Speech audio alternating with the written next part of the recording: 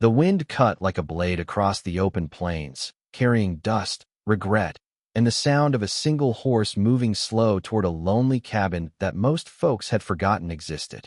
Inside that cabin lived a man the territory whispered about, but never truly knew. A cowboy with a past he didn't speak of and eyes that looked like they'd buried more names than most graveyards.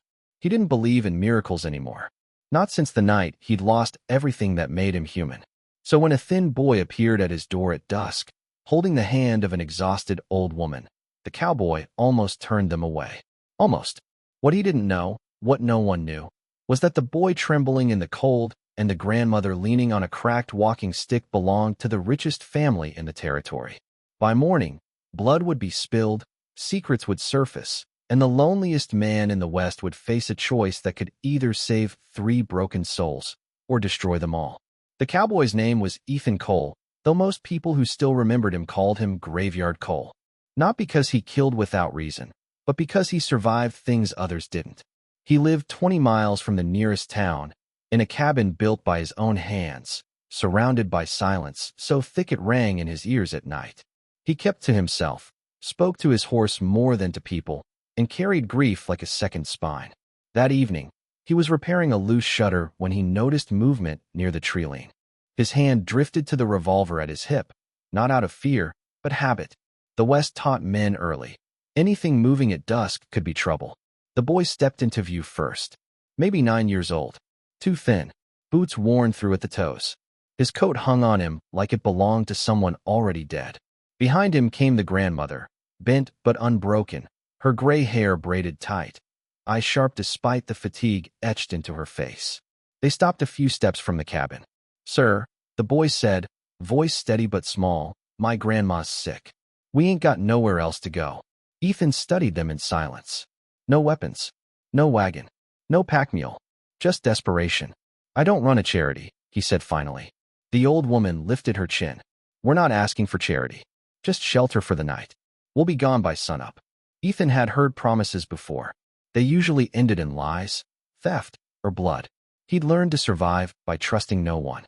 But the boy started coughing, a deep, rattling sound that echoed in the hollow of Ethan's chest. He remembered another cough once. Another small body he couldn't save. "Night only," Ethan said. "You follow my rules. You eat what I give you, and you don't go snooping." The boy nodded fast. The grandmother met Ethan's gaze and held it, as if measuring the man behind the scars. "Thank you," she said simply. Inside the cabin, the fire crackled low. Ethan gave them stew, thin but hot, and a place by the hearth. The boy devoured his bowl, trying to hide how hungry he was. The grandmother ate slower, watching everything. "What's your name?" Ethan asked the boy. "Thomas. Folks call me Tom." "And you?" "Margaret," the old woman said. "But you can call me Maggie." Ethan grunted. Names had power. He didn't like giving his away.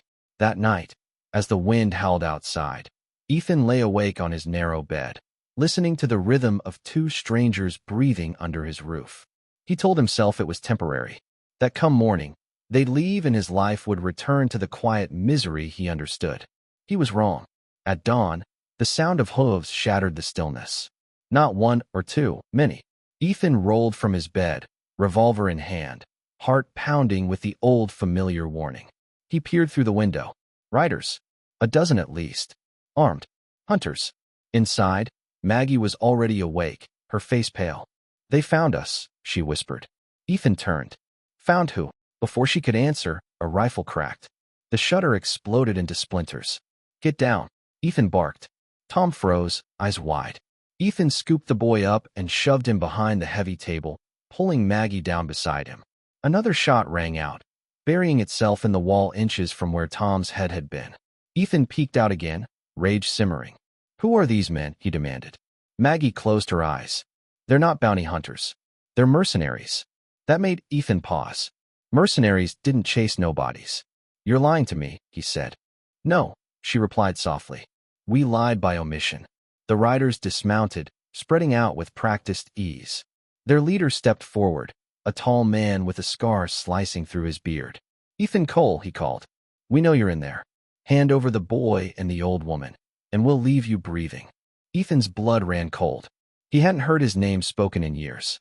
"How do you know me?" he shouted back. The man smirked. We know a lot of things. Maggie grabbed Ethan's sleeve. They can't take him, she pleaded. If they do, he'll be dead before nightfall.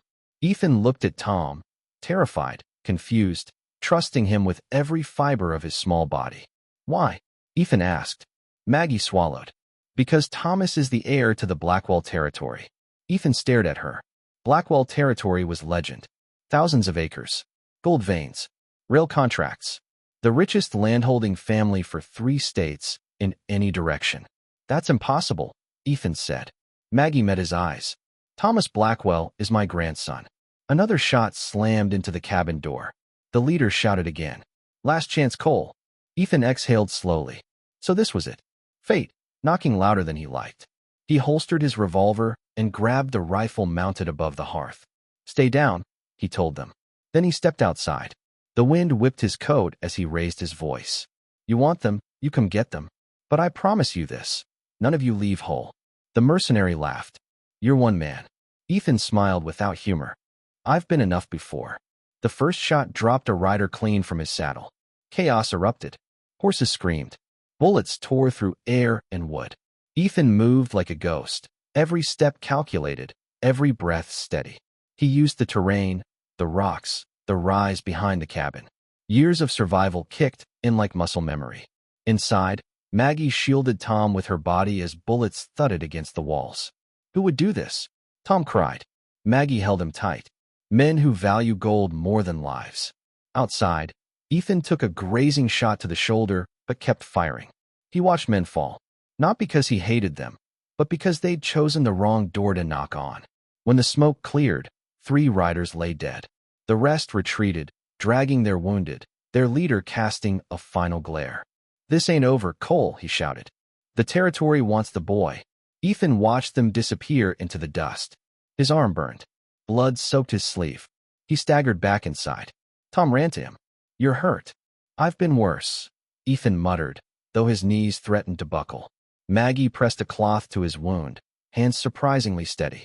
You didn't have to do this, she said quietly. Ethan met her gaze. I did. That night, they spoke truths by firelight. Maggie told him how her son, the Blackwell patriarch, had been murdered in a land dispute. How enemies tried to seize control by killing the bloodline. How she'd fled with Thomas to keep him alive. Ethan listened, jaw tight. And why me, he asked. Why come here? Maggie hesitated. Because your wife, Anna, she was my daughter. The world tilted. Ethan's breath caught. Anna was an orphan. Maggie shook her head. She ran away to live free. When she married you, she cut ties to protect you from the Blackwell Wars. Ethan felt something inside him crack wide open. She died believing you were safe, Maggie continued. And I watched you bury yourself alive out here. Tom looked between them. You knew my mama? Ethan knelt slowly in front of the boy, tears blurring his vision.